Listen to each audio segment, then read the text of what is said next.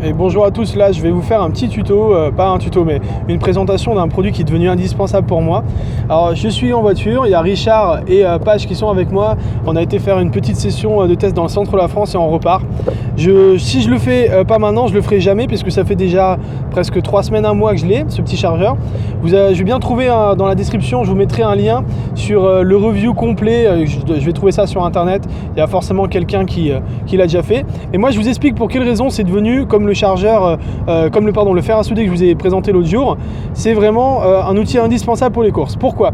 Parce qu'en fait on peut brancher une source 12 volts à gauche, mais ça peut monter aussi jusqu'à 6S. Alors d'ailleurs c'est mieux d'utiliser une grosse batterie 6S en alimentation plutôt que 4S parce que le rendement est meilleur. Mais là aujourd'hui j'utilise une grosse 10 000 mAh 4S pour charger mes batteries. En général avec une grosse comme celle-ci, j'en charge 4 à 5 1500, 1300.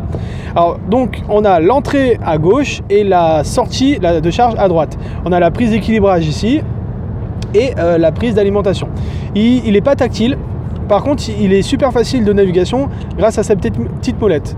Donc quand on l'a allumé, on l'a branché, en fait, si tu appuies sur OK, tu peux arriver donc sur tout le monitoring du chargeur. Tu peux par exemple surcharger ta batterie. Si tu décides de charger des LiPo HV, tu peux grâce à ça. Parce que tu as vu, tu peux monter à 4,25 par élément.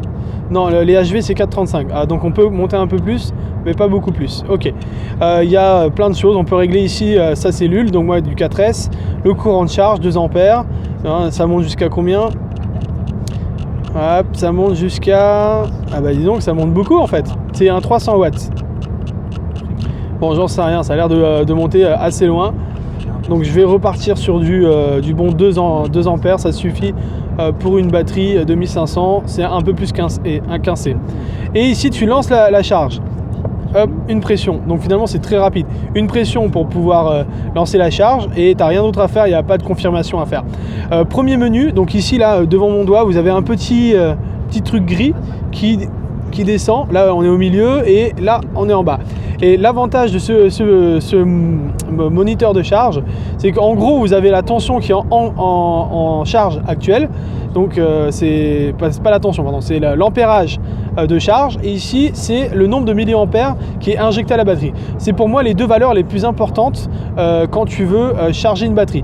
Ensuite, on a la tension de chaque élément. Donc, ça peut charger jusqu'à 6S. Et là, comme c'est une 4S, on voit donc les 4 éléments qui sont à quelque chose près équilibrés parfaitement.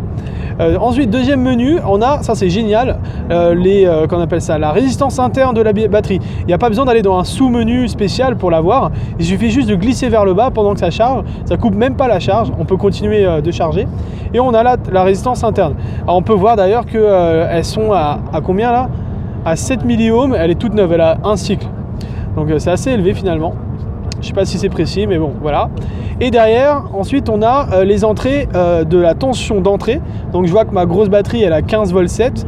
La tension de la batterie à la sortie. On a la température du chargeur. Et ce qui est marrant, c'est qu'on a le nombre de batteries qu'on a chargées avec le chargeur. Voilà. Donc, voilà pourquoi je l'utilise. C'est parce qu'il est tout petit et il est très simple d'utilisation. Quand on veut relancer une charge, on fait stop. On appuie sur charger. Et ça y est, il n'y a pas besoin. Tu vois, c'est très rapide de lancer et de couper une charge. Donc pour moi, c'est devenu indispensable. Je pense même remplacer tout mon parc de batterie de chargeurs par plein de petits chargeurs comme cela avec une entrée principale. Voilà pour un des outils indispensables pour faire de la compétition de drone. Et je vous dis à bientôt puisque demain, on continue à bouger pour les futures courses. Ciao, ciao!